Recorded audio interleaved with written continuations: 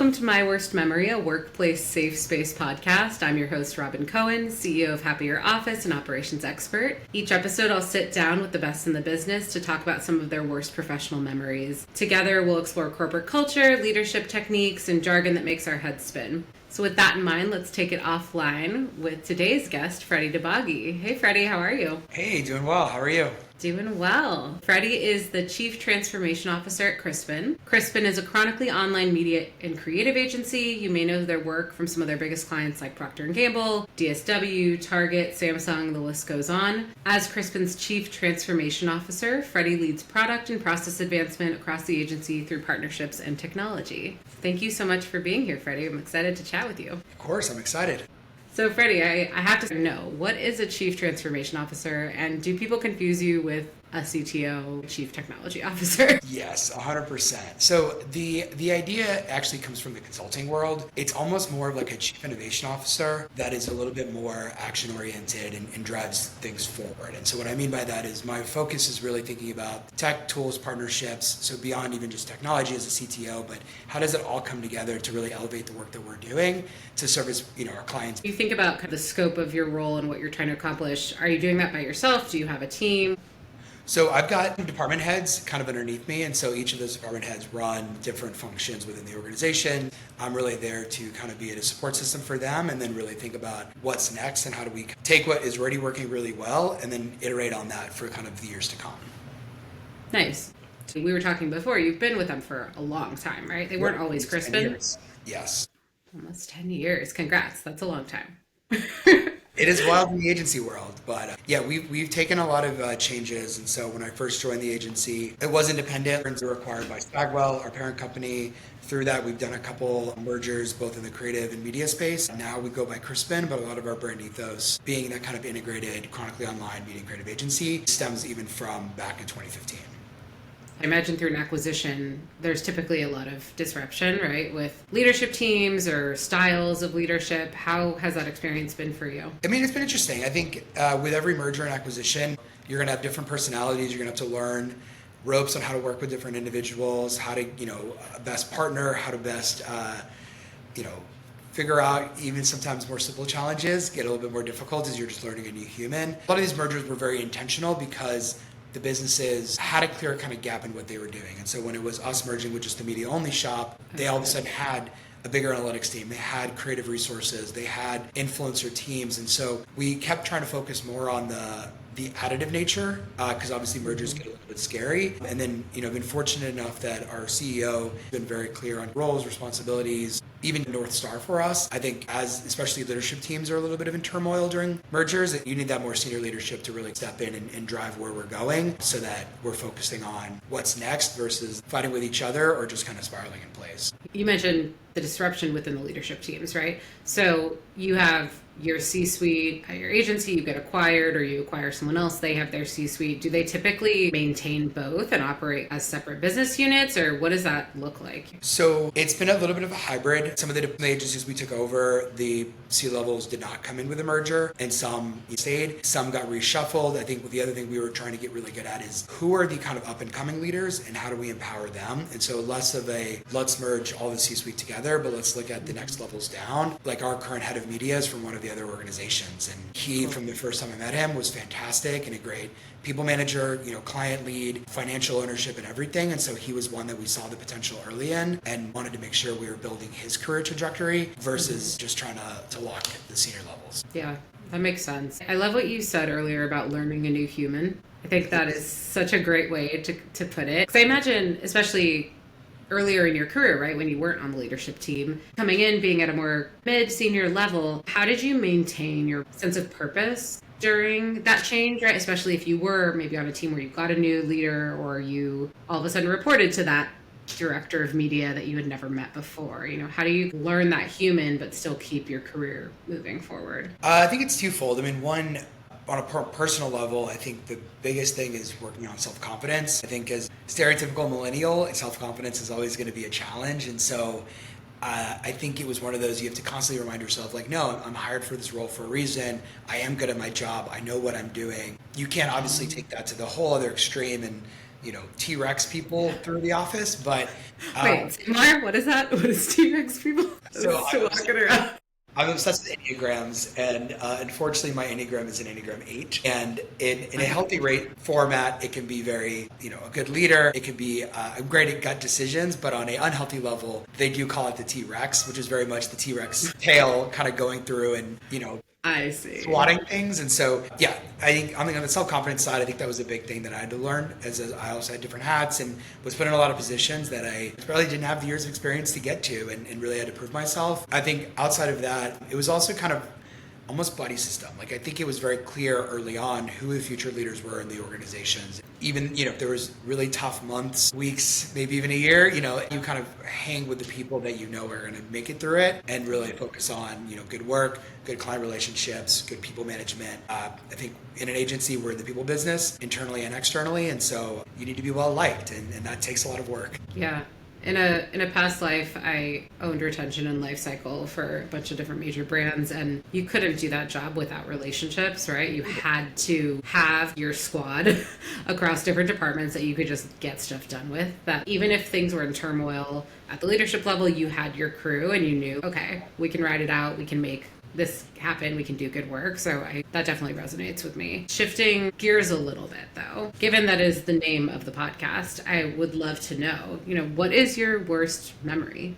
There's one that comes to mind because I think it was an interesting one in terms of how people reacted to it. I had a CEO a while back who three of us went to one of our key clients. It was one of those clients that we just started getting the foot in the door. We needed to be very aggressive in terms of sales, and we all knew that. We knew the name of the game was let's drum a business, let's build those relationships, let's impress them, and by doing good work, revenue will follow.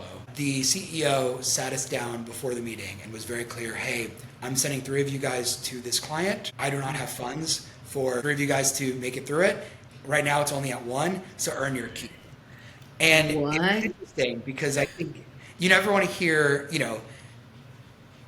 probably in my 20s at the time, you don't want to be ever hearing that like your job is at risk. Now go and like schmooze and crush it in these series of meetings in a business building that you've never been in a position that you're not new to. And so it could have been a pretty bad spiral. I think what you normally assume is the three of us are gonna come at each other's throats and get aggressive and combative, and I think that's what he wanted to do. Was that his goal? Was to hit you against each other?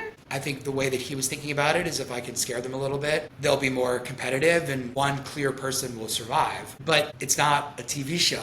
These are people's lives. We're all quality human beings. And so... Well, and we know the data shows intrinsic versus extrinsic motivation. You're more likely to do better work if you can motivate someone internally so that they care about the client, care about the results, not necessarily, hello, let's fear for your life. Yeah. That is wild. Well, the timing was awful too, because it's like, it was the night before, the morning of the week of all these meetings. And you're now mentally trying to process this, and you're entering all these meetings from a place of fear, but you're trying to show up and, talk and convince them to spend money with you. Yeah. So you have to be on, but in the back of your head, you're like, this is in the back of this. How do I solve this? And how do I almost sever this from the day-to-day world? Yeah. So what did you do? How did you get through that? So it was interesting because the three of us honestly didn't work that close together prior to this. Two of us had a good relationship and, knew some of these clients, knew some of the relationships. We also knew enough about each other though that we knew our strengths and weaknesses. And so we actually tag team every meeting. We played to each other's strengths, and that was really impactful because I think it showed up to the client that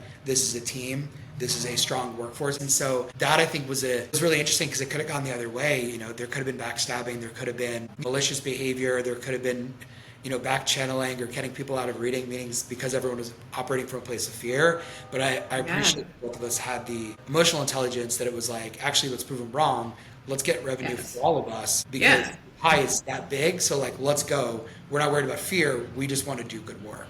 Right. This is not an episode of The Traders. Yes. You do not need to be voting in a turret and trying to get someone out. I mean, is that our Easter eggs? How many TV references? I got Severance in. You got Traders. Yeah. Okay. Yes. Let's see how many more we can drop. I cannot fathom. So wait, as you're in these meetings, was the CEO there too? Okay, so they tried to pit you against each other, and then you both show up and you're like, actually, we're going to collaborate and we're going to make more money for the business. Was the CEO, do you remember if they had any sort of reactions in the moment to disobeying their directive? I don't think, no, it wasn't really reactions in the moment. I could tell there was frustration though, because afterward, he then pulled like each of us into separate one-on-ones outside of the client's business and asked us how we think we did and how the other people performed. And it was like, so you're constantly wanting us to tear each other down versus focusing on the good we did, the client relationships, the strategy in place, frankly, the growth opportunity that we landed in this week. So it was definitely the back of his head, but I think he did a good job not showing it in the room. It's almost like an interrogation tactic. I'm going to split you all up and see if you tell the same story. That's so odd to be coming at you. I mean, I guess to each their own, right? Everyone has different management styles. That's not personally how I would try to motivate a team, but... No, not at all. And that is not how we operate currently. Yeah. Every time we go to any client meeting, it's more pump up. One of the kind of quirky things that we're trying to do now is before even a big meeting, we go around the room and it's like, why do we have a right to be here? Why are we amazing? Mm-hmm. And so I think what we're focusing more on is that positive affirmation because, everyone's stressed walking into a big meeting. Everyone has butterflies. Everyone's probably underfed or over caffeinated or everything in between. And so we've taken, honestly, the 180 approach where, yes, we still rehearse, we still prep, we still give feedback. But, when you're getting to a meeting, you got to get people pumped, not tear them down. Especially it's not a sales job, but you're going in trying to win business, right? Yeah. And from the client side, having worked in-house my whole career and being pitched by agencies, you want to trust the whole agency. Yeah. They're not hiring you, Freddy, they're hiring Crispin. Correct. Right?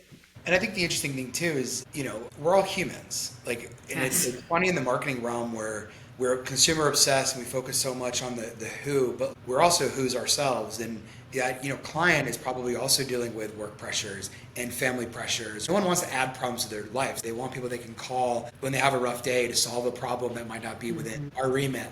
That's a trusted brand advisor. That's what we're trying to focus on. And so why put us in a place of stress where we already know that we're walking into a room where the client is stressed? They have a marketing problem. They have other things going on. And, we need to show up for them, not show up against each other. Absolutely. I'm curious at the time. So you mentioned you were a little more junior in your career. Clearly this memory has stuck with you and probably shaped how you are as a leader now.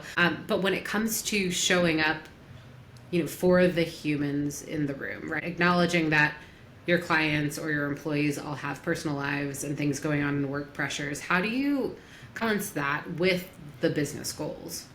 Being human and also being a business. I think internally our business is humans. And so I can't separate the two transparently because if someone's going through a bad day, it's going to show up in the way they work and that's not against them. Feedback is a really difficult balance. You want to give feedback because you want to push the work forward. But sometimes it's better to just agree with your team and support your team. And, I think there's a world where a lot of former managers felt like everything that was going to go out the door, they needed to have their own ink on it and they needed to make their edit. And it was like, you give it to me at 50% and I'm going to redo 100% of it.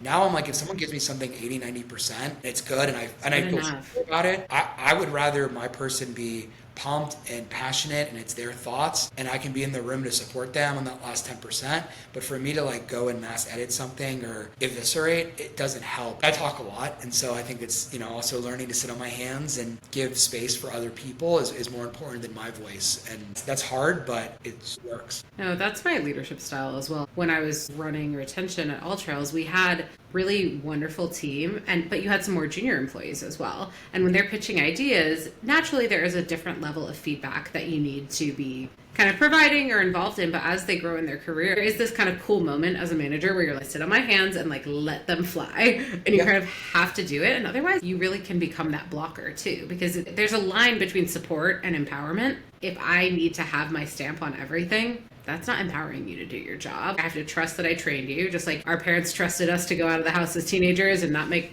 terrible choices. You have to let your team fly and see what happens.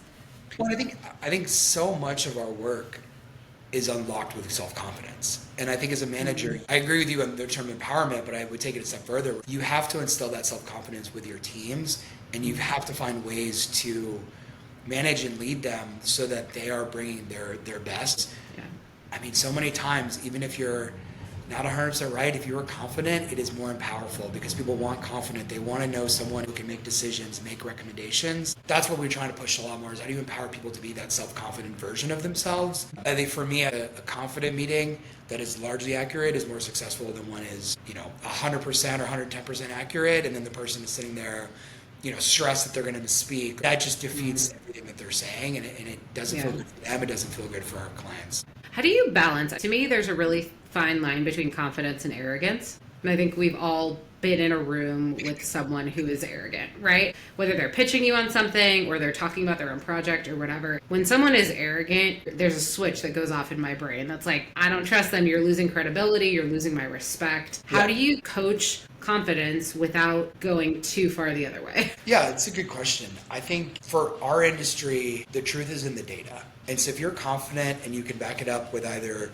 a consumer insight, a performance metric, a testing strategy, you can be the most arrogant human, but you move more to that confident level because it's rooted into something. Arrogance and self-confidence are the same, but I think an arrogant person is one that is just going in because they have a feeling and they're running with it, whereas a confident person is basing it into the client's business, marketing data, or any data point that we can be providing. And it doesn't have to be an Excel spreadsheet.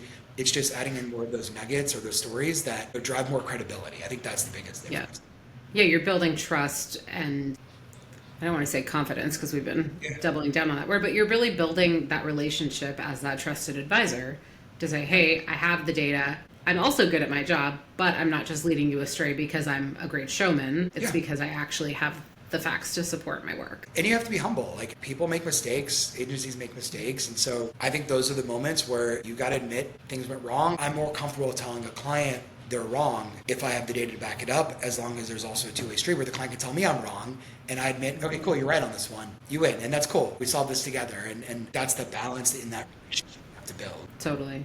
Whether you work for an agency or in-house, you're still working with people wherever you are. And the way that you interact with those people is fascinating. And especially with agency, you have this extra lens. It's not just your team and you're responsible for producing work. It's you're producing work that is also then going to be assessed by someone outside of your business and receiving feedback and all of that. So it's a really interesting balance to kind of be client-facing, but still have to kind of hold up the brand on your own too. I want to switch over to a segment that messing around with calling the water cooler. So in an office, we'd go to the water cooler, talk about random stuff that is fun or interesting or going on with the weekend. So this is where we talk about things that are a little lighter. And today's water cooler topic is work personality tests. If you've worked in a corporate office, if you've gone to business school, you've probably been subjected to taking one or many of these tests, whether it's Myers-Briggs, DISC, predictive index. People will use this information to common size their employees. So you can surface insights around the best ways to communicate or people's strengths, aptitudes for interpersonal dynamics. And I'm wondering, Freddie, you mentioned Enneagram. I think I know the answer, but what is your favorite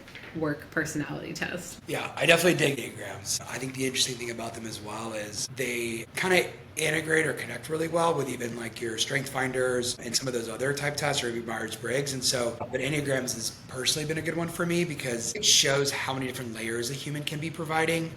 Mm-hmm. And so what I liked about that one specifically is I think it provides a lot more self-coaching and like self-evaluation in terms of like your behavior and what you're doing. And then also has the, teamsman dynamics where it's like, how does an 8 give feedback to a 3? How does a 3 give back to a 4? How do you, do you bad news sandwich it? Do you just go straight to direct? And so there is some of that like inner dynamics that it addresses, but a lot of it is really more about yourself, which I think is important as people are kind of growing within their careers and going through different things in work or outside of work. I remember in college being in some organizational behavior class, and we took the Myers-Briggs and got, a very clear output. It ranks you, I think it's on like introversion, extroversion, the way you interpret information, the way you give feedback. There's like a few different attributes. Yeah. And my results felt very true to myself, right? But 10 years later, 15 years later, I took the test at a very different life stage, very different stressors, and some of my answers kind of shifted. So I'm curious kind of how these different tests evolve over time and if they are sort of bulletproof, like you're an 8, you're always going to be an 8. Mm-hmm. Or if it's like Freddie who was 20 was an 8, but Freddie at 35 is actually a 6. At least from what I understand from Enneagrams, it's supposed to be your intrinsic personality. That's usually, I think, at 13. So the youngest that they'll do it for a person is usually 13 years old. Oh, interesting. But what's interesting with Enneagrams is you've got a clear home base, but then you have those wings or things you can pull from. So I think for me personally, like outside of work, I'm often more of a 7, which is more of that like jester, jovial kind of human, because I don't need to be leading or managing. Serious. Yeah. And so I think when you take the test though, it also is what headspace are you in? Because I do think if you just walked out of a meeting where you had to be a bully, you're going to come back as the bully. If you had to be the jester, you're going to come back as the jester. So I think some of that definitely could throw some weird, not false positives, but that's the best way I can think about it. But I also, what I liked about the paid option is it was like 300 questions. And so I think there was something to be said about like, if question 1 you answered this way, but by the time you got to 270, I think the data is kind of learning a little bit on how do we average out, like it takes some of those like natural pressures that are happening when you take these type of tests. Yes. It's sort of like they assume you're going to be judging yourself when you're answering. So they ask the same question over and over again in different ways. And at the time you're like, man, why am I still answering this question? But they're trying to really drill in. One thing I've always found interesting was, have you taken a predictive index test, the PI? It's a similar concept where you get an output of strengths, weaknesses, kind of how you will respond under different stressors. But the way it's only 2 questions, and you basically have to select how you perceive yourself and how you think other people perceive yourself from a list of like, I don't know, 100 adjectives or something. And I always thought it was BS. So I was like, how could they possibly know? And like, I'm selecting all this stuff. It's not going to do anything. And it spits out something. And you're like, oh my God, it has read my soul. It knows who I am at my core. But at the end of the day, I mean, I think regardless of what test you use, it's a really great format for companies to start to have the conversations around different ways of working, different ways of interpreting information. Personally, I don't think you have to have one to be a successful leader. I just think it's good information that I then use with my teams to say like, okay, what are your motivators? What are your demotivators? What does it look like when you're stressed out? Like, they're more functions to have that conversation. And so I'm curious, if we were to run the numbers, or however corporate America would say it, how do you take that information and then apply it to the cost of really like a good hire, a bad hire, using even the cost of one of these tests, right? Because they can be expensive for businesses to run. So how do you determine if it's worthwhile? So we don't use these tests as a weed out. And I do know corporations that do that. And I think it's very dangerous because and a high-functioning team has a little bit of all personalities. And I think there are corporations that, look at these and they're like, we only want to hire these 3 numbers because that is who survives and does really well here. And I think that honestly was a thing when we first rolled Enneagrams out with our organization, that there was this sense of like, oh, this is a good number and this is a bad number. And so we've been very clear where there's no good or bad. It's how do we make sure that, frankly, all teams are kind of accounted for across the whole spectrum. Yes. And inversely, if there's too many of one number, that actually, I would argue, is a detriment versus a good idea. To your point, there's other ways that you can coach those questions out of an employee and get to the right answer. And I think when you think about from a new hire perspective, those first 3 months are paramount. And honestly, it's probably first 6 months at this point. One of the things we've learned post-pandemic is onboarding into a new organization is just taking longer. Onboarding is just more difficult. Those small little questions that you want to ask your manager, you can't just slide to their desk. You've got to set up a 30-minute meeting. You've got to put in a one-on-one. What we've tried to do is almost hold the managers more accountable to making sure their calendar is also freed up in that first onboarding phase. And so, for my direct reports, I'm having daily one-on-ones with them for the first 2 weeks. And to the point where they're like, all right, Freddie, it's a lot of time. Enough. I'm good. But you never know, because there's those weird questions, whether it's like a benefits question or how do I print. Those weird things just happen, and I feel like it's my job to be there and support. And if the meeting ends early, it's a win. They know you are available for conversations, and they will feel less uncomfortable when they need to like ask you a question about a client, because you spent the time and built the relationship. Even if it was just like, hey, do we have anything to talk about? No, cool. Okay, like, what do you like to do? Being a person. And I think, that's where also in the one-on-ones, I think it's important in the beginning too, to like ask those questions. How do you want to structure one-on-ones? Like, what works well for you? What doesn't work well for you? A thing that we've struggled a lot with is sometimes people just want to vent. And a lot of us, as soon as an employee is venting, we get into firefighting mode and we want to go solve it. And like, That's not what the employee wants. And so a lot of times I'm like, hey, are you just venting and you just need a safe space for this time period? Do you want me to give advice? Do you want me to go act on anything? Let the employee tell you what they want. And Don't make assumptions about what their needs are. That's just good relationship advice too. Totally. With friends or loved ones, don't ever assume someone's coming to the conversation needing the same thing that you would need in that situation. Yeah, absolutely. That's the building of the work relationship. And then outside of work, it's also, hey, are you someone that wants to talk about your family? Or, can I ask you about your kids? There's people that do not want to talk about outside of work, and that's okay. And we can't judge them. And then there's other people that, their stressors are their kids. And that's what they want to spend 5 minutes talking about. And that's okay because, again, we're all humans. We're bringing humans together and their families together to make this world. And so I think it's really letting the employee tell you what is helpful, and then you need to, as a manager, be flexible in giving that person the support, that leadership, that management, whatever it ends up being, as tactical or as non-tactical as they need. You mentioned kind of this concept of not wanting to have employees who are all the same, right? When I think about diversity and inclusion, it is not just, representation of a certain type of person, but it's all different kind of perspectives, right? And with that comes different types of people in terms of what they are willing to share, what their background was, how they came up through their jobs or the way they grew up. And it makes such a difference when you're truly trying to build holistic perspectives that think about everyone and not just, hey, we have 20 salespeople who are all the same type, right? I worked at a company a long time ago that there was a salesperson whose PI was the complete opposite of the typical sales profile. And he was actually one of the most successful. But you look at his profile and you're like, this doesn't make sense. You seem like you would hate this job. And he's like, yeah, I kind of do. I'm really introverted. I hate being salesy, but I'm really good at it because I build relationships with people, right? So when you're trying to find like the right staff, you have to be able to think of them as humans first and, workers second in a way. Absolutely. And I think it's important to bring them into the conversation, whether it's a creative brainstorm or how we're going to present it to this client. I mean, we all have such unique backgrounds and skill sets, and there is no right or wrong way. Yes, there are certain clients that a New Yorker is going to do better with a New Yorker, and that's great. There's going to be some managers that a New Yorker is not going to be able to manage someone in LA, both from a time zone perspective and a personality perspective. So you have to understand those and work through them. I've done it, being in Boston, managing people in San Francisco, whatever. It's tricky, but you can do it. The time zones are really the part that kills me more than anything else, but yeah.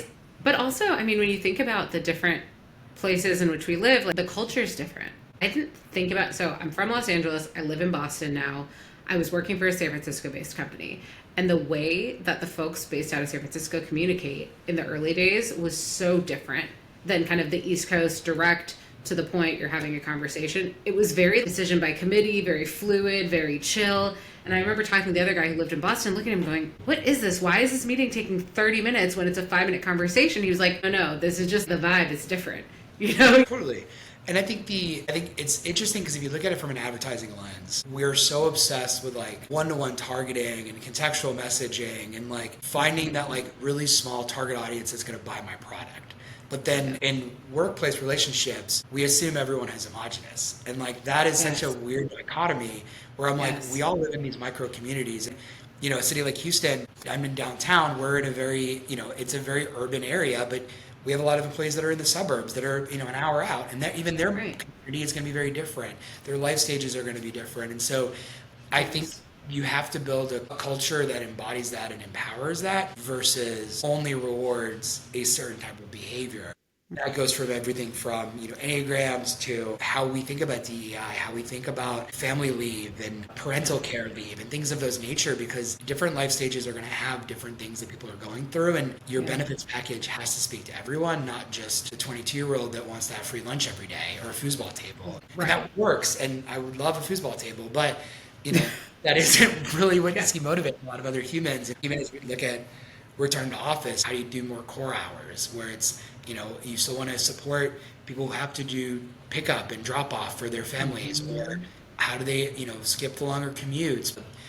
The process has to be flexible, and then, more focus on the clear behavior problems, the clear, rule breakers, not the, the 80% that is just trying to figure it out in the middle. Yeah, I think it's being adaptable to the best employees' needs. Not the best in terms of performance, but if you want to get the most out of your staff and your team and you want to hire the most qualified, best people for the role, regardless of where they live, regardless of their life stage, you have to empower them to work in a way that is suited for their lifestyle. People are not willing to put up with the same lack of support that a lot of companies provided before. So Totally. making sure you have trust in your team and systems set up so that it's not just, hey, work whenever you want, I'll see you in 3 days because we don't keep the same hours. It's, let's set up those core hours. Let's make sure we have really good communication channels, really good processes for how we're working together. And then we can be successful because we have invested the time to be intentional about our decisions. Yeah. And that's where the meeting structure is super important too, because some one-on-ones, people rather not actually do a video and they just want to walk their dog and talk to you. And like, that's the way that they get their thinking out. Yeah. I actually feel like those conversations are more impactful than staring at each other, but other conversations, you want to see facial reactions, and that's also okay. So that's a really interesting point. This is a total side tangent, but there is psychological data that the way that humans process information, are you familiar with EMDR as a modality? So it's a treatment typically used for trauma responses and like people who are maybe fixated in certain moments in time. Essentially, you're making your brain focus on something that is not your thought. So you'll watch a light go back and forth or someone's fingers go back and forth. And as you do that, you start talking and thinking about the trauma you're trying to process or the problem you're trying to solve. And what it does is it brings different parts of your brain online so you don't get stuck in this fight or flight response. When you go on walks, it's doing the same thing. You're moving your body, you're having that bilateral stimulation, you're seeing the world as you're talking through a solution. So oftentimes you do have better conversations, whether it's at work or with your friend, because you're not so focused on solving this problem right now. It's actually because your brain is able to almost get out of its own way. Yeah.